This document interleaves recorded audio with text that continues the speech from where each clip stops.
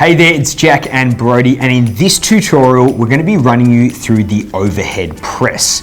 Now, the overhead press is a great exercise for firstly improving shoulder and arm strength, but it's also really important for improving our everyday tasks, whether that's hanging the washing on the line, lifting a heavy box overhead in the garage, or maybe even chucking your grandchild up and catching them.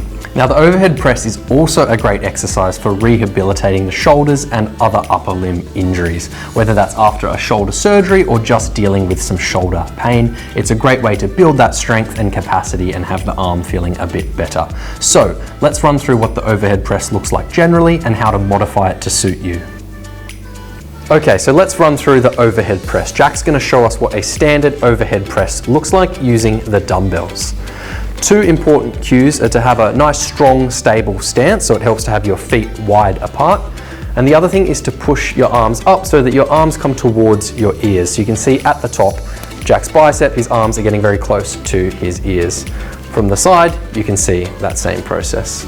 Okay, now how might we modify it to make it a bit more suitable for you? The easiest thing is the grip position, so how we're holding the weight. So you can try out wide to the side like so, with the palms facing forward, or Jack could bring his hands in so his palms are facing towards each other and push overhead, and anywhere in between those two positions are fine. So wide, strong, stable stance and pushing the weight high so that the arms come towards the ears. All right, so what we're going to do now is show a seated overhead press.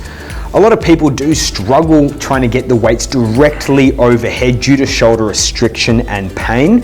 So what you can actually do is do a seated version of the overhead press, in which we sit in a chair, hopefully with a pillow to make it comfy, and we lean back as much as we need so that we can get the weights overhead, just as Brody is doing there. So all the same hand and weight principles apply as we did in the standing press, except now we are changing the torso angle by leaning back, and that may be a much better way to do the overhead press for you.